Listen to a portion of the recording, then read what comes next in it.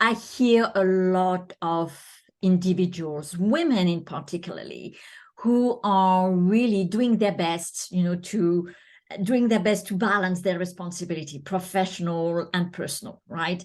It's a never-ending, story, because that's what life is about.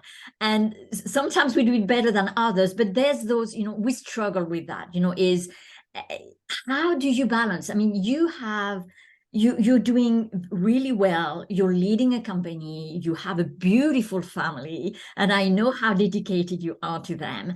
How do you balance all those responsibilities? Find the joy, because I know that is something that is very important for you. Find the joy in your work, find the joy in your personal life, and for yourself. So then you don't lose yourself in the process, because unfortunately, a lot of women, we tend to do that. We're such by nature nurturers that we're the last one that we take care of. And that is contradictory to what we want, actually. How do you handle that, as to... Yeah, great question. So in my work specifically, we study high performance, we observe high performance in our students, we teach high performance. And the aspect that I am personally very curious about lately is the idea of not just becoming a high performer, but sustaining high performance. And I think that touches on what you're getting at, because there might be so many women out, and I know there are so many women out there who are killing it. They are accomplished. They are high performers.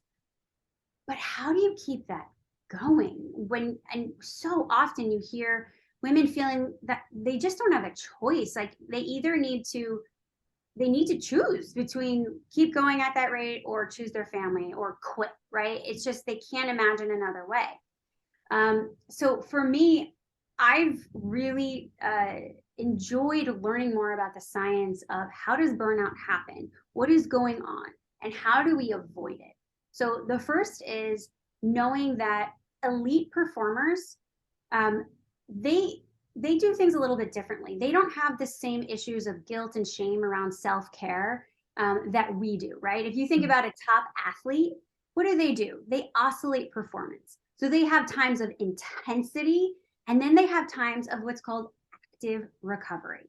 And it's not because they're lazy, and it's not because, they're spoiled or, doing something, oh, you're doing something for yourself. No, it's because they are smart, because they know that they need to care for this thing that is driving them forward.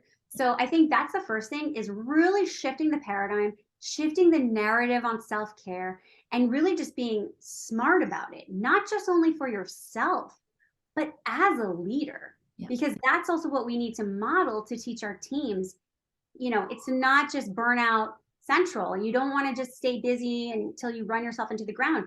Prioritize and model what it looks like to sustain that kind of performance by taking care of yourself.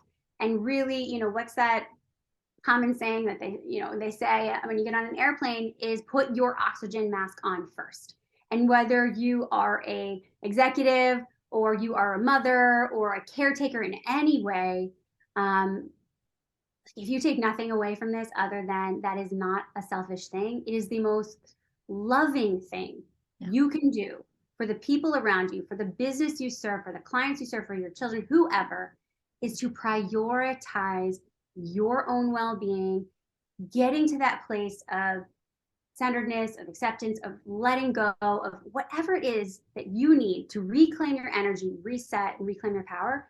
That is where you're going to drive impact. That is where you're going to lead with much more love with the people around you. So that's what I would say.